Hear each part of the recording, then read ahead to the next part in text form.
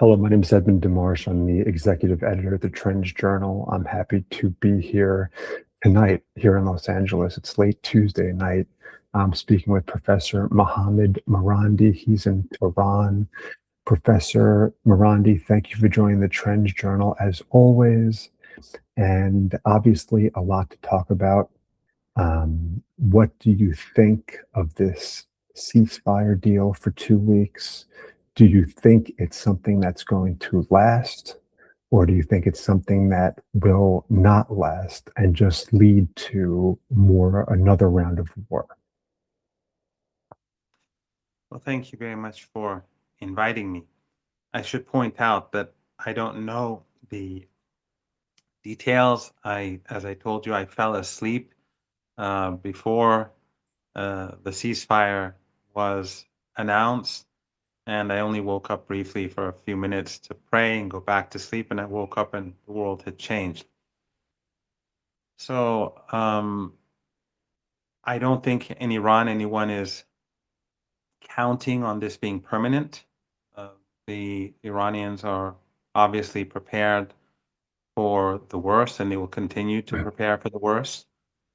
But this is a major achievement. The fact that Trump hosted the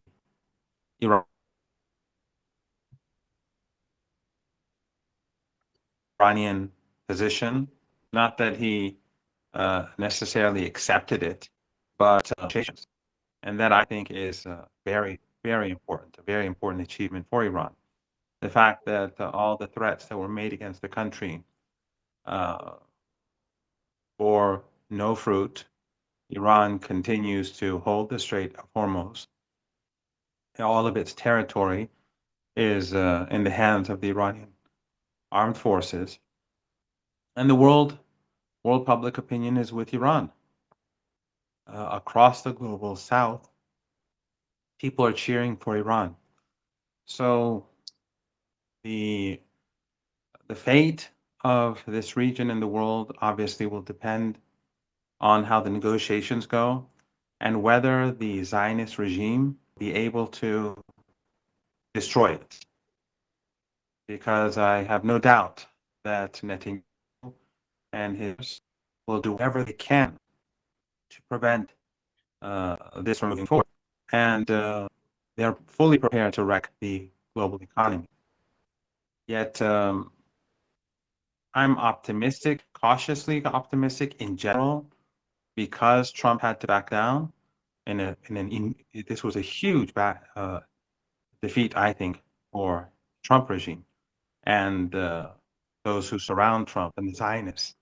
But again, the fate of everything will depend on whether Netanyahu and the Zionists in Palestine, in occupied Palestine, can be controlled. I know you didn't really read what Iran had in the 10-point proposal. This is from Press TV. I'll give you a couple of the demands that Iran passed on to the US. No new aggression, continued Iranian control over the Strait of Hormuz, acceptance of enrichment, and removal of all primary sanctions. There's more. There was an article in the New York Times, and a person by the name of Richard Fontaine. He's the chief executive of the Center for a New American Security. It's a think tank in DC. He told the paper, "Have you looked at Iran's plan? It reads like a Tehran wish list from before the war, calling for a global recognition of Iran's right to enrich uranium, the removal of all American forces from the region, and a lifting of economic sanctions.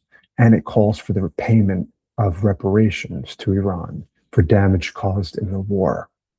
The paper goes on to say, of course, this is just the starting point of the negotiation, but the gap between Iran, the Iranian view of a final peace agreement, and the American view is so wide that imagining a settlement in 2 years, much less 2 weeks, requires some diplomatic jujitsu. That's what the paper wrote. Do you think that there's any chance that a deal can be reached based on some of Iran's demands being so far from what Trump wants? I have no expectations of the plan being implemented or that the United States would fully accept Iran's conditions. Of course, this is not a wish list. This is based on the reality on the ground, and it is based on the fact that this was an act of aggression and crimes against humanity were carried out against the Iranian people and the people of Lebanon. So, what is important, though, is that Trump has accepted this as the framework for discussion, and Iran will control the Strait of Hormuz, whether there is an agreement or not. And that, I think, is a very, very key element. Any ship that passes through, they will have to pass through with the consent of Iran, and Iran will dictate those terms. Ultimately, we may go back to war, but I think going back to war would be very costly for the United States, more than before, after this this halt in the fight. Global economy is still reeling, and I think it's quite evident that the reason why Trump was forced to accept was that Iran's military continued to hit back hard, and that there was no slowdown, and that he could not take the control of the Strait of Hormuz away from the Iranian people. How does this change Iran's position in the region if the U.S. agrees to the ceasefire and it lasts and it goes on? How does Iran emerge from this war? In what position does it have in the Gulf or in the Middle East? How does it change its global power stature? Iran will no longer allow the Persian Gulf region to be a place where the Americans can use it as a platform for aggression. And Iran's neighbors in the Persian Gulf will have to behave like normal countries. They helped murder thousands of Iranians, and they helped destroy Iran's parts of Iran's critical infrastructure. That will not happen again. Iran will not allow it, and they will pay a price for what they've done. And that is, of course, through compensation. My last question, Professor, I promised I wouldn't keep you too long. Is there a chance that Iran's relationship with the US improves to a point where countries start working together and start trading together? And do you see that there's a chance that there could be an enormous thaw between Tehran and Washington? Or do you think that that's out of the question? We saw Trump once meet with Kim Jong-un.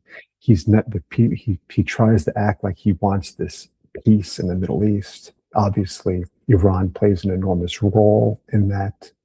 Do you see that there's any chance of Iran actually having a good relationship with the US after this war? Well, in general, Iran never had any problem with the United States as a country. And there's actually a good book on this written by Flint and Hillary Leverett, Going to Tehran, which these former White House officials advise Americans to move towards rapprochement with Iran. It's a book I think people should read. But a lot of blood has been shed, and what Trump has done is unforgivable. We cannot have good relations with the United States under Trump.